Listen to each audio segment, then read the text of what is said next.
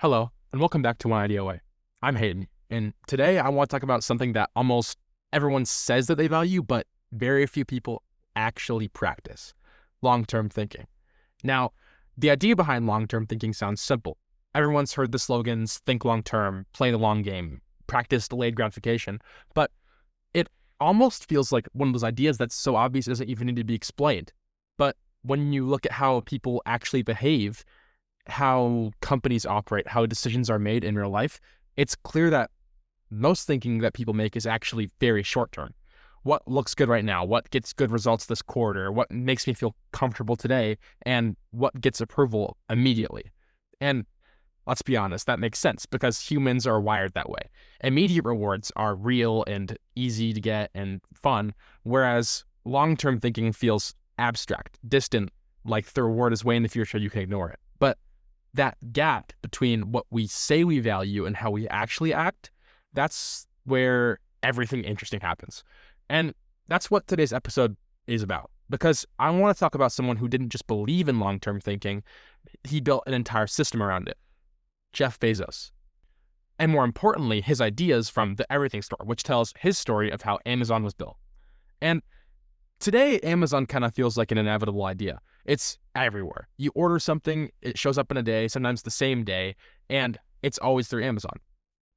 Lesser known, it also runs huge parts of the internet through AWS. It's in retail, media, logistics. It's pretty much infrastructure at this point. But none of that was obvious at Amazon's beginning.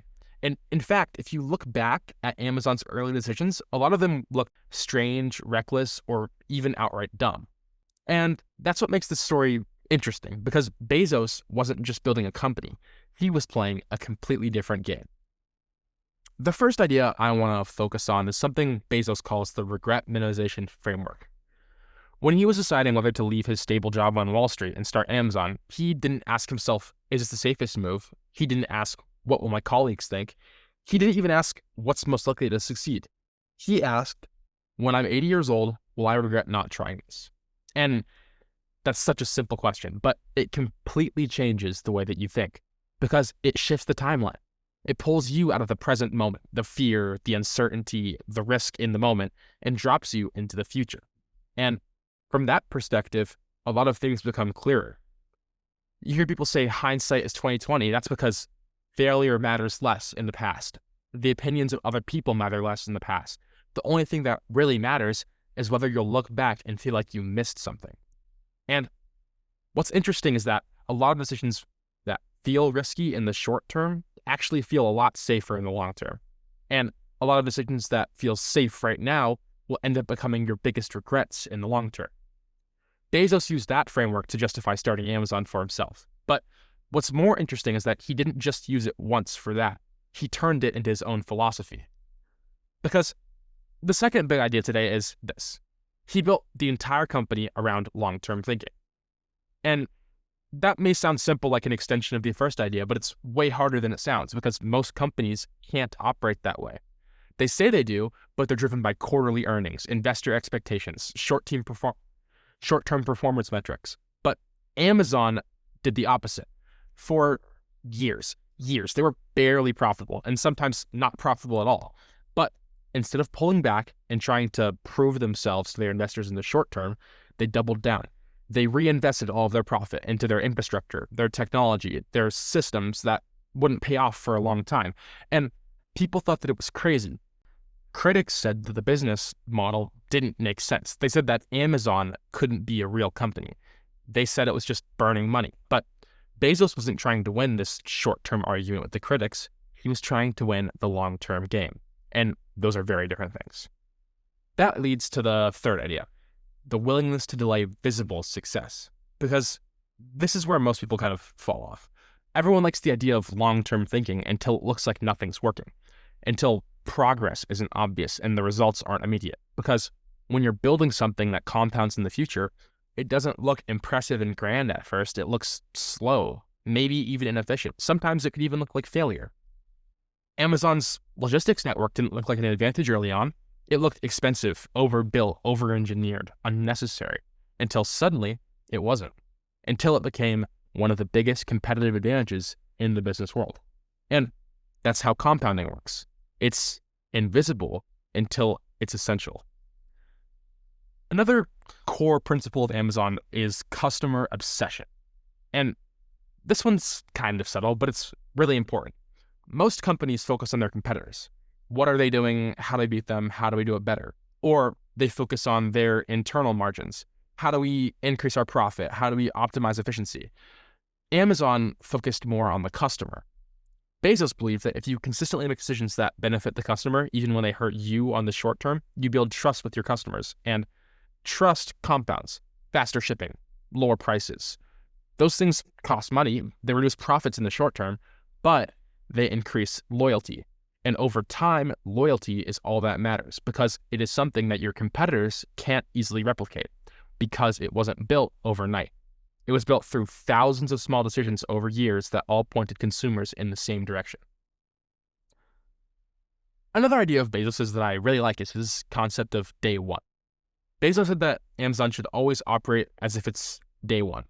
Day one means energy, urgency. You're still trying to prove something. You're still experimenting, taking risks, moving fast. Day two, in his words, is stagnation for a company, followed by irrelevance, followed by decline. And what's interesting is that I don't think that this is just about companies. It applies to people too. It's really easy to drift into day two kind of thinking where you stop questioning things, where you stop experimenting, where things don't fall apart immediately, but over time you become less sharp, less curious, less willing to take risks. And that's when you yourself start falling behind.